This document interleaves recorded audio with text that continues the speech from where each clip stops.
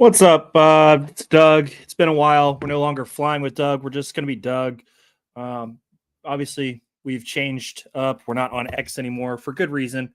Made a mistake there, and got to pay for it. You can't say things like that, even if the context has changed or not meant that way. So first and foremost, obviously, did not mean that the way it came out. I miss Dayton basketball. It's been a couple days off of X, and a lot has happened in the transfer portal. So I was going to touch on that quickly. Only going to put this out on YouTube just because, but off the top, Malachi Smith. Losing Malachi Smith, a guy who has battled his entire career at Dayton, a great, great player, a great human being by all accounts. Um, you know, had some ups and downs throughout his career. Obviously, the injuries, and things like that kind of halted what could have been a really special career. He has entered his name in the transfer portal. I think it's really interesting. I'm happy for him. I hope he can find a good landing spot. I hope he can find a team that he can thrive on, get out, push the pace, set up guys, lead to alley-oop dunks, all that good stuff that he did at Dayton these last few years. To me, I would expect there to be a couple New York schools, maybe Big East, maybe ACC schools that are looking at him. I would expect him to stay on the Eastern Coast just because I would, it would be interesting to see maybe a Syracuse, maybe a Rutgers if they need a guard, maybe some teams like that if they reach out to Malachi Smith. Those came to my mind right away, just with the New York connection and everything like that. So happy for Malachi Smith. Hope he finds a good basketball home and can have a great last year of college basketball. And then let's talk Isaac Jack. Isaac Jack feels like an underused player in his time at Dayton. It felt like we never got the full Isaac Jack experience. We got him in short bursts. And in those short bursts, it felt like he was super effective and a really good player. Of course, it's always easy to look good in flashes, but I thought he should have been used differently. I thought he should have been used more. I know Zedke, Emil Latong, those guys are going to eat up a lot of minutes, but Isaac Jack was effective every time he was in the game. His physicality, his ability to finish at the rim. Every time he was at the rim, it is a two-handed dunk, and he was trying to dunk on somebody. I wouldn't be surprised if he went to a decent school, probably a mid-major, but a competitive mid-major, and did well there and got more minutes and really showed what he can do with his last couple years of college. I'm excited for Isaac Jack. I hope he can go and continue his career and really excel at his next stop, because Isaac Jack was a great player to watch, a fun player to watch, and a guy who I always rooted for really hard to succeed. Next guy who entered the transfer portal, Marvell Allen. It's tough because we never got to see him actually suit up for Dayton. We know he had a tumultuous recruiting process, committed to LSU, decommitted, committed to Georgetown, decommitted because of coaching issues, coaches getting fired, things like that. Then finally commits to Dayton, but he's dealing with injury issues his entire career here. So it's going to be interesting to see where he ends up, because it's hard to gauge a guy off of high school tape that's 2 years old now. Like, he has good size. He has what people believe is good ability, but how are you going to take a risk on a guy if you're a high mid-major, maybe low power 4 team that you haven't seen play? It's really, really difficult. So to me, I would expect him to play down a year, maybe a lesser mid-major team. And then hopefully the year after that, if he can prove himself at that level, maybe then make the jump to power 4 and see what he's really got. It'd be nice to see him get on the basketball court and get to show his ability. I think that's first and foremost.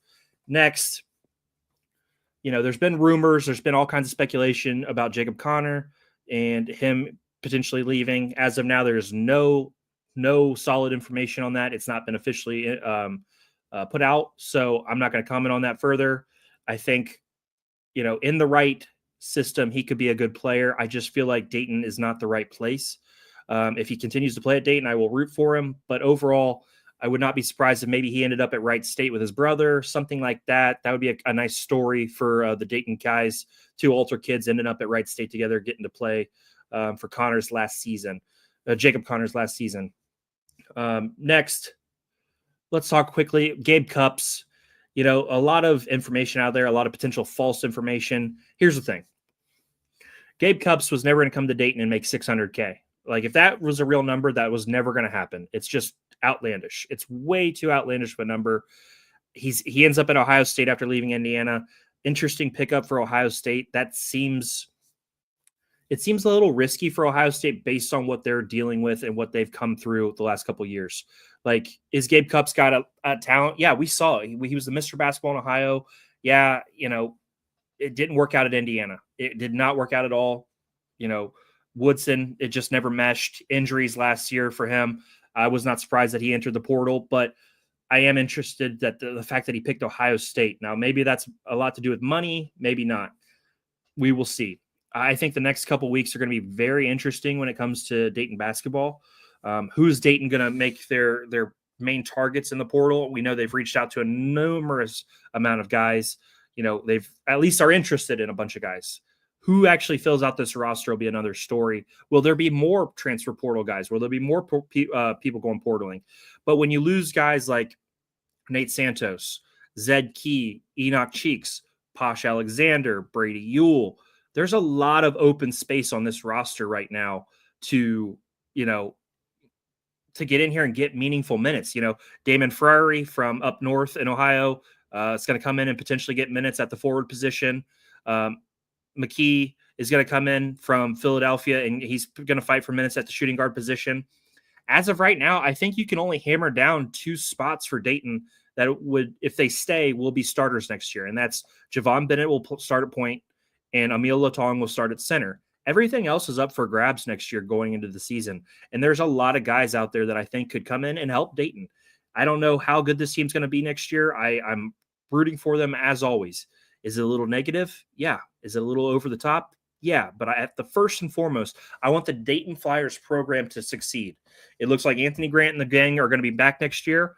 Okay, I hope that means that we're going to be working towards going back to the NCAA tournament.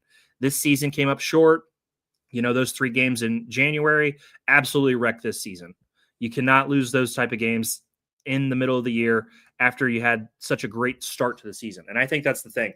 We got our hopes so high based on what we saw and the level of basketball we saw for it to sputter out and end with a double-digit loss, maybe 17, 16 points to Chattanooga. It didn't feel right. It felt like a major letdown. And I when people push back on that to me, I don't understand it. It was a letdown. Any way you can shake it. I'm hoping Dayton can come back and reassert themselves as one of the best teams in the A-10. They did finish 3rd in the A-10, but they were one of the most talented teams in the division or in the conference, and they still didn't get it done. VCU got it done. Their coach goes on to Virginia. Now they're bringing in Phil Martelli Jr. They just reload good coaches, and that's what I don't like. Is it feels like Dayton's stuck on a certain spot. VCU, on the other hand, has the ability to continue building on their program every single time they hire a new coach. So I just want a quick rundown, transfer portal.